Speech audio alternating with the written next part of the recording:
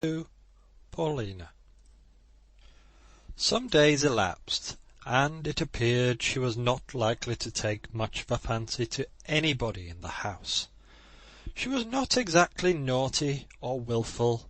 She was far from disobedient, but an object less conducive to comfort, to tranquillity even, than she presented, it was scarcely possible to have before one's eyes. She moped. No grown person could have performed that uncheering business better. No furrowed face of adult exile longing for Europe at Europe's antipodes ever bore more legibly the signs of homesickness than did her infant visage. She seemed growing old and unearthly. I, Lucy Snowe, plead guiltless of that curse, an overheated and discursive imagination. But whenever opening a room door, I found her seated in a corner alone, her head in her pygmy hand. That room seemed to me not inhabited, but haunted.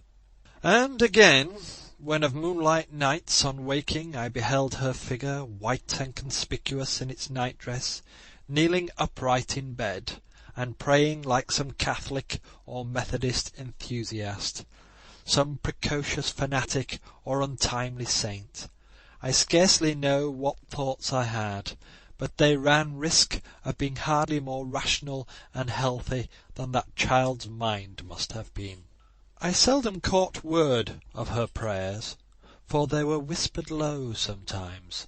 Indeed, they were not whispered at all, but put up unuttered.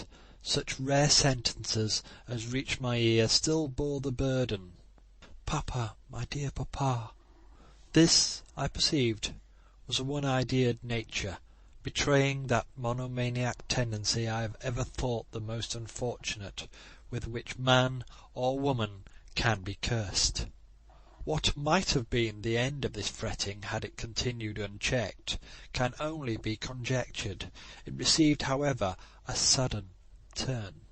One afternoon, Mrs. Bretton, coaxing her from her usual station in a corner, had lifted her into the window-seat, and by way of occupying her attention, told her to watch the passengers and count how many ladies should go down the street in a given time. She had sat listlessly, hardly looking and not counting, when, my eye being fixed on hers, I witnessed in its iris and pupil a startling transfiguration. These sudden, dangerous natures, sensitive as they are called, offer many a curious spectacle to those whom a cooler temperament has secured from a participation in their angular vagaries. The fixed and heavy gaze swum, trembled, then glittered in fire. The small overcast brow cleared, the trivial and dejected features lit up, the sad countenance vanished, and in its place appeared a sudden eagerness, an intense expectancy. "It is," were her words. Like a bird or a shaft or any other swift thing, she was gone from the room. How she got the house door open I cannot tell. Probably it might be ajar, perhaps Warren was in the way, and obeyed her behest, which would be impetuous enough.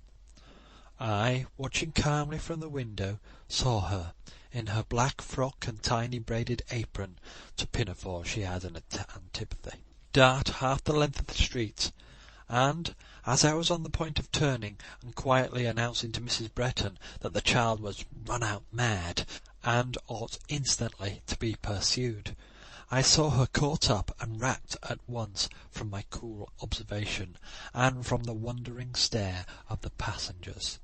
A gentleman had done this good turn, and now, covering her with his cloak, advanced to restore her to the house whence he had seen her issue. I concluded he would leave her in a servant's charge and withdraw, but he entered. Having tarried a little while below, he came upstairs. His reception immediately explained that he was known to Mrs. Bretton. She recognised him, she greeted him, and yet she was fluttered, surprised, taken unawares. Her look and manner were even expostulatory, and in reply to these rather than her words, he said, "I could not help it, madam. I found it impossible to leave the country without seeing with my own eyes how she settled." "But you will unsettle her." "I hope not. And how is papa's little Polly?" This question he addressed to Paulina, as he sat down and placed her gently on the ground before him. "How is Polly's papa?" was the reply, as she leaned on his knee and gazed up into his face. It was not a noisy, not a wordy scene, for that I was thankful, but it was a scene of feeling too brimful, and which, because the cup did not foam a pie, or furiously overflow, only oppressed one the more. On all occasions of vehement, unrestrained expansion, a sense of disdain or ridicule comes to the weary spectator's relief, whereas I have ever felt most burdensome that sort of sensibility, which bends of its own will, a giant slave under the sway of good sense. Mr. Home was a stern-featured, perhaps I should rather say a hard-featured man. His forehead was knotty, and his cheekbones were marked and prominent. The character of his face was quite Scotch, but there was feeling in his eye, and emotion in his now agitated countenance. His Norman accent in speaking harmonised with his fine physiognomy. He was at once proud-looking and homely-looking. He laid his hand on the child's uplifted head. She said, "Kiss Polly." He kissed her. I wished she would utter some hysterical cry, so that I might get relief and be at ease. She made wonderfully little noise. She seemed to have got what she wanted, all she wanted, and to be in a trance of content. Neither in mien nor in features was this creature like her sire, and yet she was of his strain. Her mind had been filled from his, as the cup from the flagon. Indisputably, Mr. Home owned manly self-control, however he might secretly feel on some matters. "Polly," he said, looking down on his little girl, "go into the hall. You will see papa's greatcoat lying on a chair. Put your hand into the pockets. You will find a pocket handkerchief there. Bring it to me." She obeyed, went, and returned deftly and nimbly. He was talking to Mrs. Bretton when she came back, and she waited with the handkerchief in her hand. It was a picture in its way to see her, with her tiny stature and trim, neat shape, standing at his knee. Seeing that he continued to talk, apparently unconscious of her return, she took his hand, opened the unresisting fingers, insinuated into them the handkerchief, and closed them upon it one by one. He still seemed not to see or to feel her, but by and by he lifted her to his knee. She nestled against him, and though neither looked at nor spoke to the other for an hour following, I suppose both were satisfied. During tea, the minute things, movements, and behaviour gave, as usual, full occupation to the eye. First she directed Warren, as he placed the chairs. "Put papa's chair here, and mine near it, between papa and Mrs. Bretton. I must hand his tea." She took her own seat, and beckoned with her hand to her father. "Be near me, as if we were at home, papa." And again, as she intercepted his cup in passing, and would stir the sugar and put in the cream herself, "I always did it for you at home, papa. Nobody could do it as well, not even your own self." Throughout the meal she continued her attentions. Rather absurd they were. The sugar tongs were too wide for one of her hands, and she had to use both in wielding them. The weight of the silver cream ewer, the bread and butter plates, the very cup and saucer, tasked her insufficient strength and dexterity, but she would lift this, hand that, and luckily contrive through it all to break nothing. Candidly speaking, I thought her a little busybody, but her father, blind like other parents, seemed perfectly content to let her wait on him, and even wonderfully soothed by her officers. "She is my comfort," he could not help saying to Mrs. Bretton. That lady had her own comfort and nonpareil on a much larger scale, and for the moment absent, so she sympathised with his foible. This second comfort came on the stage in the course of the evening. I knew this day had been fixed for his return, and was aware that Mrs. Bretton had been expecting him through all its hours. We were seated round the fire after tea, when Graham joined our circle. I should rather say broke it up, for of course his arrival made a bustle, and then, as Mr. Graham was fasting, there was refreshment to be provided. He and Mr. Home met as old acquaintance. Of the little girl he took no notice for a time. His meal over, and numerous questions from his mother answered, he turned from the table to the hearth. Opposite, where he had placed himself, was seated Mr. Home, and at his elbow the child.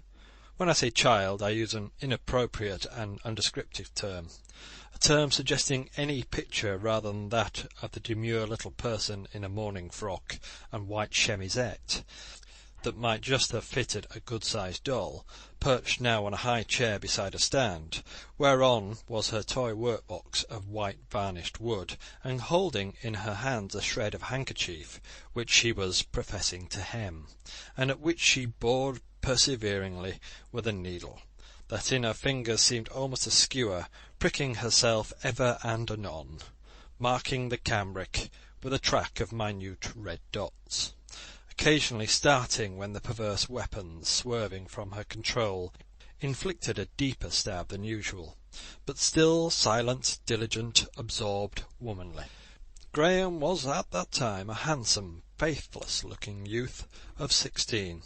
I say faithless-looking, not because he was really a very perfidious disposition, but because the epithet strikes me as proper to describe the fair, Celtic, not Saxon, character of his good looks. His waved light auburn hair, his supple symmetry, his smile frequent and destitute neither of fascination nor of subtlety, in no bad sense. A spoiled, whimsical boy he was in those days. "Mother," he said, after eyeing the little figure before him in silence for some time, and when the temporary absence of Mr. Home from the room relieved him from the half-laughing bashfulness which was all he knew of timidity, "Mother, I see a young lady in the present society to whom I have not been introduced." "Mr. Home's little girl, I suppose you mean," said his mother. "Indeed, ma'am," replied her son, "I consider your expression of the least ceremonious. Miss Home, I should certainly have said, in venturing to speak of the gentlewoman to whom I allude." "Now, Graham, I will not have that child teased. Don't flatter yourself that I shall suffer you to make her your butt." "Miss Home," pursued Graham, undeterred by his mother's remonstrance, "might I have the honour to introduce myself, since no one else seems willing to render you and me that service? Your slave, John Graham Bretton." She looked at him. He rose and bowed quite gravely. She deliberately put down thimble, scissors, work, descended with precaution from her perch, and curtsying with unspeakable seriousness, said, "How do you do? I have the honour to be in fair health, only in some measure fatigued with the hurried journey. I hope, ma'am, I see you well." "Tolerably well," was the ambitious reply of the little woman, and she now essayed to regain her former elevation, but, finding this could not be done without some climbing and straining, a sacrifice of decorum not to be thought of, and being utterly disdainful of aid in the presence of a strange young gentleman, she relinquished the high chair for a low stool. Towards that low stool Graham drew in his chair. "I hope, ma'am, the present residence, my mother's house, appears to you a convenient place of abode." "Not particularly. I want to go home." "A natural and laudable desire, ma'am, but one which, notwithstanding, I shall do my best to oppose. I reckon on being able to get out of you a little of that precious commodity called amusement, which mamma and Mistress Snow there fail to yield me. I shall have to go with papa soon. I shall not stay long at your mother's." Yes, yes, you will stay with me, I am sure. I have a pony on which you shall ride, and no end of books with pictures to show you. Are you going to live here now? I am. Does that please you? Do you like me? No. Why? I think you queer. My face, ma'am? Your face and all about you. You have long red hair. Auburn hair, if you please. Mamma calls it auburn or golden, and so do all her friends. But even with my long red hair, and he waved his mane with a sort of triumph, Tawny he himself well knew that it was, and he was proud of the leonine hue, I cannot possibly be queerer than is your ladyship. You call me queer? Certainly. I think I shall go to bed. A little thing like you ought to have been in bed many hours since, but you probably sat up in the expectation of seeing me. No, indeed. You certainly wished to enjoy the pleasure of my society. You knew I was coming home, and would wait to have a look at me. I sat up for papa, and not for you. Very good, Miss Home. I am going to be a favourite, preferred before papa soon, I dare say. She wished Mrs. Bretton and myself good night. She seemed hesitating whether Graham's deserts entitled him to the same attention, when he caught her up with one hand, and with that one hand held her poised aloft above his head. She saw herself thus lifted up on high, in the glass over the fireplace. The suddenness, the freedom, the disrespect of the action were too much. "For shame, Mr. Graham," was her indignant cry. "Put me down." And when again on her feet, "I wonder what you would think of me if I were to treat you in that way, lifting you with my hand," raising that mighty member, "as Warren lifts the little cat." So saying, she departed. End of chapter 2.